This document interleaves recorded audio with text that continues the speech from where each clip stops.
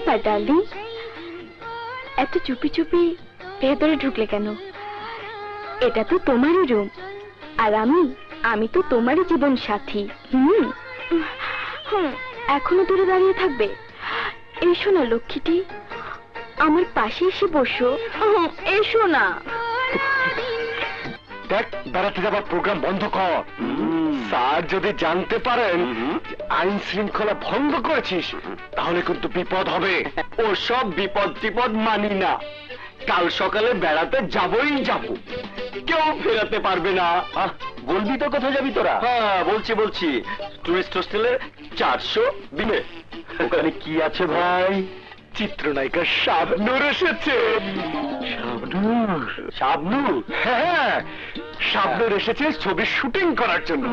ছবির নাম চল সখী উইরা যায়। চল সখী উইরা যাই। শুধু তাই না, কাল রাতে আমি রেডিওতে শাবনূরের একটা ইন্টারভিউ টেপ করেছি। শুনবি তোরা? Okay, follow me.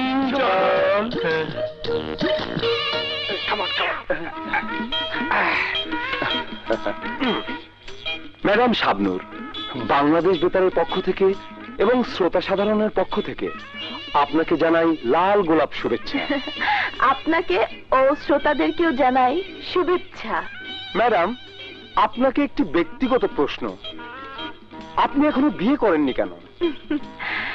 বিয়ে বিয়ে তো আমি অবশ্যই করব, কিন্তু এখন পর্যন্ত আমার পছন্দের পুরুষটি খুঁজে পাইনি। বুঝেছি, আপনার চিন্তা চেতনায় আপনার হবু স্বামীর চেহারা একদম পরিষ্কার। হ্যাঁ, আমার হবু স্বামী যে হবে সে কোনো সিভিলিয়ান হবে না, সে হবে একজন পুলিশ অফিসার। আমি তো সেই পুলিশ অফিসার। যার বিশাল বুক থাকবে, যে বুকে আমি মাথা রাখবো। রাখো, এক্ষুনি রাখো। আর সে মিষ্টি করে বলবে, শাবনূর আই লাভ ইউ। কিন্তু আমি কিছু কিছু পুলিশ অফিসার একদম পছন্দ করি না, যারা অকারণে সুন্দর মুখের উপর বড় বড় মোচ রাখে।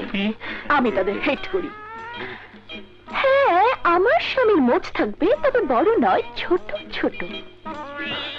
বাংলাদেশ বেতারের পক্ষ থেকে আপনাকে অনেক অনেক ধন্যবাদ ম্যাডাম শাবনূর। আপনাকেও ধন্যবাদ। ওটা দাও আমাকে। আজ রাতে আমি বিবিসির খবর শুনবো, আগামীকাল পাবে এটা। চল, go to your bed. Good bye and good night.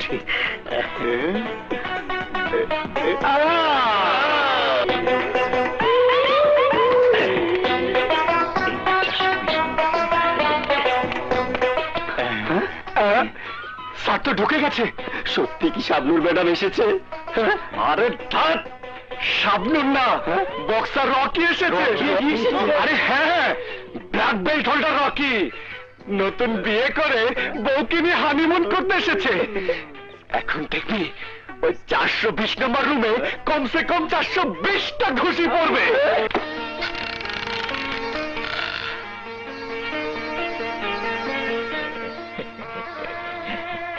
কে?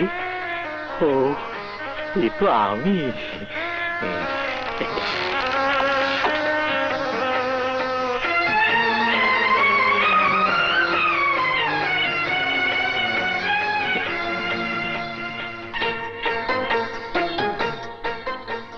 কি ব্যাপার ডার্লিং, এত চুপি চুপি ভেতরে ঢুকলে কেন?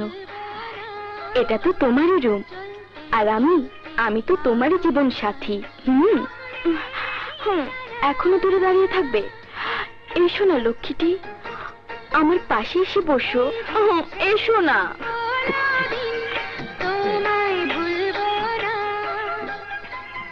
তুমি কেমন মানুষ বলো তো? আমি সেই কখন থেকে তোমার জন্য অপেক্ষা করছি। তাহলে কি আমি মিথ্যে বলছি ভেবেছো? আচ্ছা, একটা কথা বলবো তোমাকে। তুমি কি সারা জীবন আমাকে এভাবেই ভালোবাসবে? অবশ্যই, আমার সারা জীবনের ইচ্ছা তোমাকে এইভাবে ভালোবেসে যাওয়া। তুমি জানো না আমি তোমার কত বড় ভক্ত। শুধু তাই নয়, আমি তোমার প্রতিটি ছবি 10 বার করে দেখি। তোমার কসম শাবনূর। কিন্তু যখন কোন হিরো তোমার গায়ে হাত দেয় তখন আমার গায়ে আগুন জ্বলে ওঠে। সে সালমানি হোক, রিয়াজি হোক আর মান্নাই হোক। আর ওই বদমাইশ দীপজল যখন তোমাকে নিয়ে টানাটানি করে তখন আমার মনে হয় টেনগানের সমস্ত গুলি ওর বুকের ভিতর ঢুকিয়ে দিই। শাবনূর, মানুষ তো শুধু প্রেমে করে হৃদয় দেয়, আর আমি তো তোমার প্রেমে আমার খানদানি ইজ্জত পর্যন্ত তোমার জন্য কোরবানি করে দিয়েছি। বিশ্বাস না হয় এই দেখো, এই দেখো, দেখো না আমি কোথায় এসে পড়েছি। আমার সামনে কোথায়?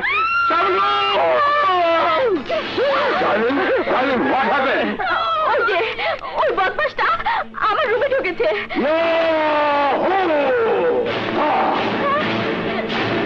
ব্রাদার, আমি 420 নম্বর রুমে এসেছি। 420? দেখতে তোমাকে 420-এর মতোই লাগে। এবার বুঝবে 420 গিরির কি মজা। বড্ড ভুল হয়ে গেছে ব্রাদার, আমাকে যেতে। ডার্লিং, দরজাটা বন্ধ করো। আচ্ছা। ওকে নক আউট করে তবেই ছাড়বো। পড়ে গেছে।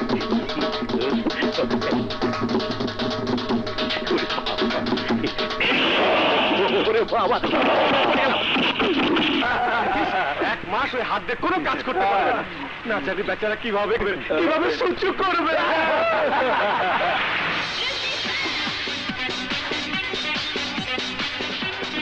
হাই,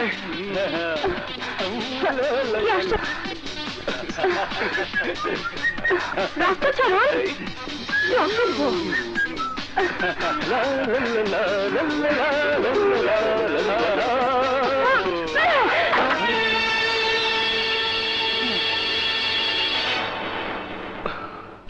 দেখতে পাও না চোখের মাথা খেয়েছ নাকি ট্রাফিক পুলিশ সেজে রাস্তায় কারোর জন্য অপেক্ষা করছো? জি হ্যাঁ, আপনার আব্বা আসবেন তো তাই অপেক্ষা করছি। কি তুমি আমার পাপার নাম বললে?